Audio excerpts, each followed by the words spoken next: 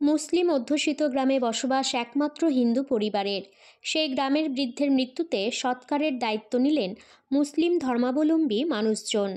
জাত, ধর্ম, সাম্প্রদায়িক ভেদাভেদের ঊর্ধ্বে সম্প্রীতির ছবি দেখা গেল মালদার বৈষ্ণবনগরের পারদেউনাপুর শোভাপুর গ্রাম পঞ্চায়েতের হজরত হাজিপাড়া গ্রামে। গতকাল বুধবার রাতে মারা যান গ্রামের দীর্ঘদিনের বাসিন্দা প্রবীণ লক্ষ্মী রবি দাস, বয়স ৮০ বছর। তার মৃত্যুতে শোকস্তব্ধ গ্রামের মুসলিম মহল্লা। কাজকর্ম ছেড়ে সকলে হাজির হিন্দু পরিবারের বিপদের মুহূর্তে সহযোগী হতে। গ্রামবাসীরা জানান, গ্রামে একমাত্র হিন্দু রবি দাস পরিবার ৩ দশকের বেশি সময় ধরে পাশাপাশি বসবাস করলেও কোনো সময় বিবাদ বা কোনো মনোমালিন্য হয়নি।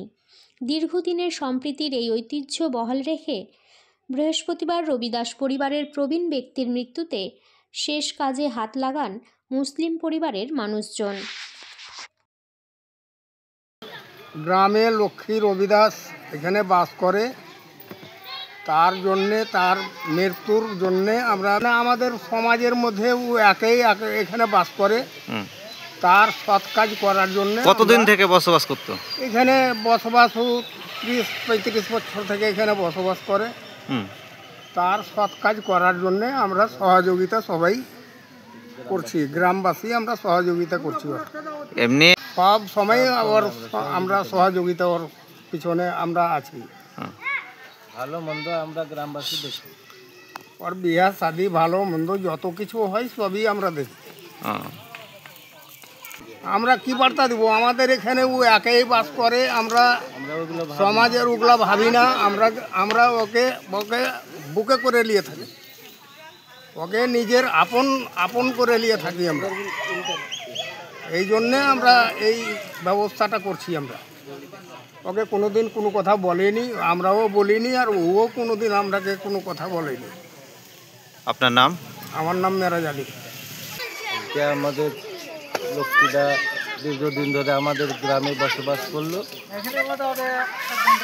রাত্রে মারা গেছে। তার সৎ কাজের জন্য আমরা গ্রামবাসী সকলে মিলে তার সৎ কাজের ব্যবস্থা করছি। সৎ কাজটা শেষ হয়তো 12টার দিকে আমরা এখান থেকে নিয়ে যাব। তার সৎ কাজটা সম্পূর্ণ আমরা করব। আমরা পুরো গ্রামবাসী একসঙ্গে আমরা বসবাস করলাম এতদিন। ওনারা এখানে এক ঘরে বসবাস করতো নাকি? হ্যাঁ, ওনারা এক ঘরেই আছে, আমাদের মধ্যে এক ঘরই আছে। আমরা ওদের সব রকম সহযোগিতা আমরা করেছি, সব রকমের মধ্যে আছি। ওদের ভালো মন্দ আমরাই দেখি। আপনার নাম? আমার নাম শামীম শেখ। এটা কোন জায়গা? এটা পারদানাপুর হজরত হাজিপাড়া। যিনি মারা গেছে ওনার নাম কি? লক্ষ্মী রবি দাস। ধন্যবাদ।